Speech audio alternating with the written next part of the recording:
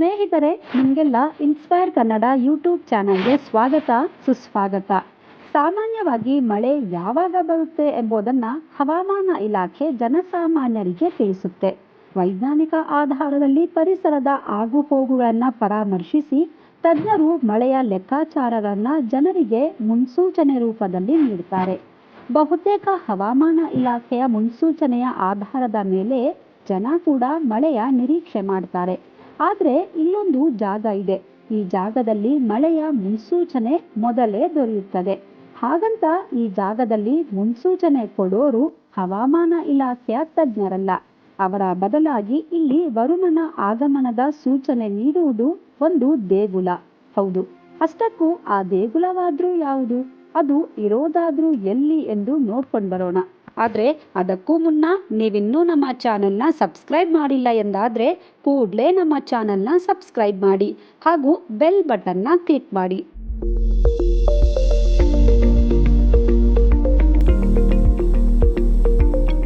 ವೀಕ್ಷಕರೇ, ಸನಾತನ ಧರ್ಮಗಳ ಪ್ರಕಾರ ವರುಣನಿಗೆ ದೇವರ ಸ್ಥಾನವಿದೆ. ಇಂತಹ ವರುಣದೇವ ಭೂಮಿಗೆ ಆಗಮಿಸುವ ಮುನ್ಸೂಚನೆಯನ್ನು ಇಲ್ಲೊಂದು ದೇಗುಲ ನೀಡುತ್ತೆ. ಮಳೆಯ ಆಗಮನದ 15 ದಿನಕ್ಕೆ ಮುಂಚಿತವಾಗಿಯೇ ಈ ದೇಗುಲದಲ್ಲಿ ಮಳೆ ಬರುವ ಎಲ್ಲಾ ಸೂಚನೆಗಳು ಜನರಿಗೆ ಗೋಚರಿಸುತ್ತೆ. ಯಾವ ಪ್ರಮಾಣದಲ್ಲಿ ಮಳೆ ಬೀಳಬಹುದು ಎಂಬ ಅಂದಾಜು ಕೂಡ ಇಲ್ಲಿ ಸಿಗುತ್ತದೆಯಂತೆ. ಅಷ್ಟಕ್ಕೂ ಇಂತಹ ವಿಶಿಷ್ಟ ದೇಗುಲ ಇರುವುದು ಉತ್ತರ ಪ್ರದೇಶದ ಕಾನ್ಪುರದಲ್ಲಿ. ಕಾನ್ಪುರದಿಂದ 45 ಕಿಲೋಮೀಟರ್ ದೂರದಲ್ಲಿರುವ ಬಿತರ್ಗ್ಯಾನ್ ಎಂಬ ಗ್ರಾಮದಲ್ಲಿ ಈ ದೇಗುಲದಲ್ಲಿ ಮಳೆಯ ನಿಖರ ಸುಳಿವು ಸಿಗುತ್ತದೆ. ಒಂದೊಮ್ಮೆ ಹವಾಮಾನ ಇಲಾಖೆಯ ತಜ್ಞರು ನೀಡುವ ಮಳೆಯ ಸೂಚನೆಯಲ್ಲಿ ವ್ಯತ್ಯಾಸವಾಗಬಹುದು.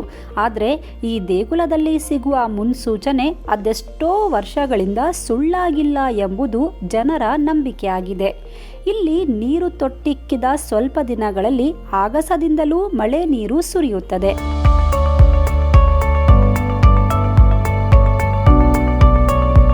ಇದೊಂದು ಪುರಾತನ ದೇಗುಲವಾಗಿದ್ದು ಹಿಂದಿನ ಕಾಲದ ವಾಸ್ತುಶಿಲ್ಪದ ಸೊಬಗು ಇಲ್ಲಿ ಕಣ್ಮನ ಸೂರೆಗೊಳ್ಳುತ್ತದೆ.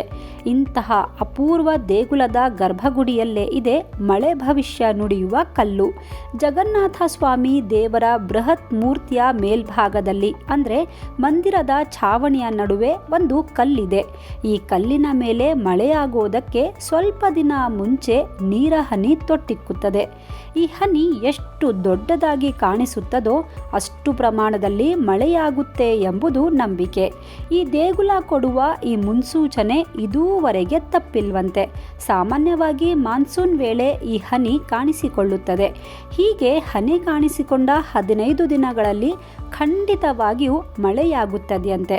ಹಾಗಾಗಿ ಇಲ್ಲಿನ ಜನ ಇದನ್ನ ಮಾನ್ಸೂನ್ ಪತ್ಥರ್ ಎಂದೇ ಕರೆಯುತ್ತಾರೆ. ಹಿಂದಿಯಲ್ಲಿ ಪತ್ಥರ್ ಎಂದರೆ ಕಲ್ಲು. ಇದು ಮಳೆಯ ಭವಿಷ್ಯ ಹೇಳುವ ಕಲ್ಲು ಎಂದೇ ಇಲ್ಲಿ ಜನಜನಿತವಾಗಿದೆ. ದೇಗುಲದ ಗರ್ಭಗೃಹದ ಛಾವಣಿಯ ನಡುವಿನಲ್ಲಿ ಈ ಅಪೂರ್ವವಾದ ಕಲ್ಲಿದೆ.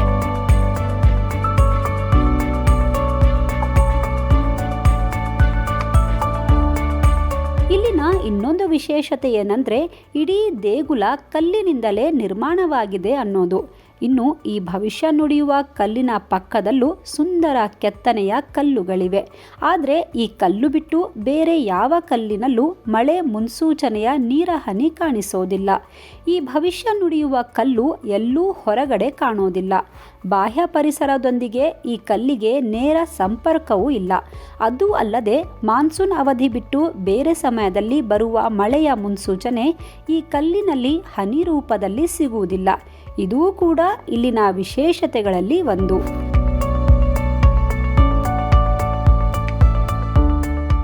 ಸಾಮಾನ್ಯವಾಗಿ ಈ ಊರಿನ ರೈತರೆಲ್ಲ ದೇಗುಲದಲ್ಲಿ ಹನಿ ಕಾಣೋದನ್ನೇ ಕಾಯ್ತಾ ಇರ್ತಾರೆ. ಈ ಬಗ್ಗೆ ಸದಾ ದೇಗುಲದ ಅರ್ಚಕರಲ್ಲಿ ವಿಚಾರಿಸ್ತಾ ಇರ್ತಾರೆ. ಒಂದೊಮ್ಮೆ ದೇಗುಲದಲ್ಲಿ ಸಣ್ಣದಾಗಿ ಹನಿ ಕಂಡರೂ ಸುತ್ತಮುತ್ತಲಿನ ಜನ ಜೇನು ಸವಿದಷ್ಟೇ ಸಂಭ್ರಮಿಸ್ತಾರೆ. ಜೊತೆಗೆ ಧೈರ್ಯದಿಂದಲೇ ಕೃಷಿ ಕಾರ್ಯದಲ್ಲೂ ತೊಡಗುತ್ತಾರೆ. ಇಲ್ಲಿನ ಜನ ಹವಾಮಾನ ಇಲಾಖೆಯ ಮುನ್ಸೂಚನೆಗಿಂತಲೂ ದೇಗುಲದ ಭವಿಷ್ಯವಾಣಿಯನ್ನೇ ತುಂಬಾ ಬಲವಾಗಿ ನಂಬ್ತಾರೆ. ಅದು ಅಲ್ಲದೆ ಮಳೆಯ ಕಾರಣದಿಂದ ಇಲ್ಲಿ ಯಾವುದೇ ಅನಾಹುತಗಳು ಇದುವರೆಗೆ ಸಂಭವಿಸಿಲ್ವಂತೆ. ಇದಕ್ಕೆ ಈ ದೇಗುಲವೇ ಕಾರಣ ಎಂಬುದು ಈ ಊರಿನ ಭಕ್ತರ ಬಲವಾದ ನಂಬಿಕೆ.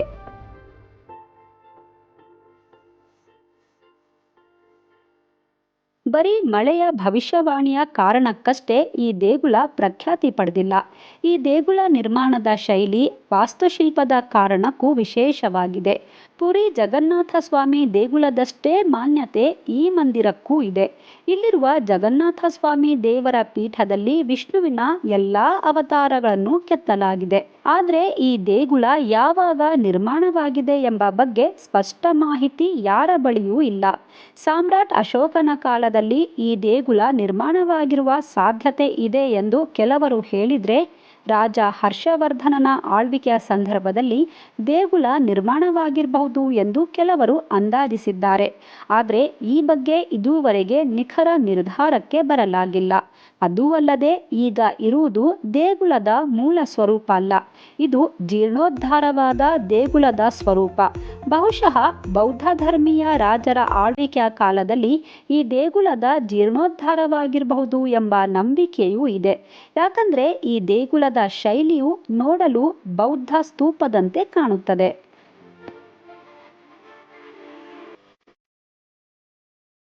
ಇನ್ನು ಇಲ್ಲಿನ ಈ ಮಳೆ ಭವಿಷ್ಯ ನುಡಿಯುವ ಕಲ್ಲಿನ ಬಗೆಗೆ ಅನೇಕ ಅಧ್ಯಯನ ಕೂಡ ನಡೆದಿದೆ. ಹಲವು ವಿಜ್ಞಾನಿಗಳು ಇದನ್ನ ಪರಿಶೀಲಿಸಿದ್ದಾರೆ. ಆದರೆ ಯಾರಿಗೂ ಈ ಕಲ್ಲಿನ ರಹಸ್ಯ ಭೇದಿಸಲು ಸಾಧ್ಯವಾಗಿಲ್ಲ. ಹವಾಮಾನದೊಂದಿಗೆ ಅಥವಾ ಬಾಹ್ಯ ಪರಿಸರದೊಂದಿಗೆ ನೇರವಾಗಿ ಸಂಪರ್ಕ ಇಲ್ಲದೆ ಇದ್ರೂ ಈ ಕಲ್ಲಿನಲ್ಲಿ ನೀರ ಹನಿ ಹೇಗೆ ತೊಟ್ಟಿಕ್ಕುತ್ತದೆ ಎಂಬ ಪ್ರಶ್ನೆ ವಿಜ್ಞಾನಿಗಳನ್ನು ಕಾಡಿದೆ. ಇದು ಪ್ರಕೃತಿಯ ವೈಚಿತ್ರ್ಯ ಎಂದು ವಿಜ್ಞಾನಿಗಳು ಒಪ್ಪಿಕೊಂಡಿದ್ದಾರೆ. ಇದೇ ಕಾರಣಕ್ಕೆ ಕಾನ್ಪುರದ ಈ ದೇಗುಲ ಇಂದಿಗೂ ಕೌತುಕದ ಕಣಜವಾಗಿಯೇ ಉಳಿದಿದ್ದಂತೂ ಸತ್ಯ.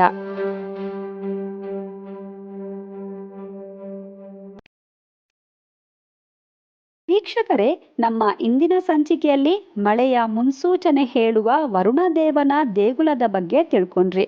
ನಮ್ಮ ಮುಂದಿನ ಸಂಚಿಕೆಯಲ್ಲಿ ಇನ್ನೊಂದು ಇಂಟ್ರೆಸ್ಟಿಂಗ್ ಮಾಹಿತಿಯೊಂದಿಗೆ ನಿಮ್ಮ ಮುಂದೆ ಬರ್ತೀವಿ ಅಂತ ಹೇಳ್ತಾ ಇವತ್ತಿನ ಇನ್ಸ್ಪೈರ್ ಕನ್ನಡ ಸಂಚಿಕೆಯನ್ನ ಮುಗಿಸ್ತಾ ಇದ್ದೀವಿ.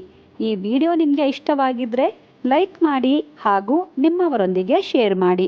ನೀವಿನ್ನೂ ನಮ್ಮ ಚಾನೆಲ್ನ ಸಬ್ಸ್ಕ್ರೈಬ್ ಮಾಡಿಲ್ಲ ಅಂದರೆ ಈಗಲೇ ಸಬ್ಸ್ಕ್ರೈಬ್ ಮಾಡಿ ಹಾಗೂ ಬೆಲ್ ಬಟನ್ನ ಕ್ಲಿಕ್ ಮಾಡಿ. ವಂದನೆಗಳು.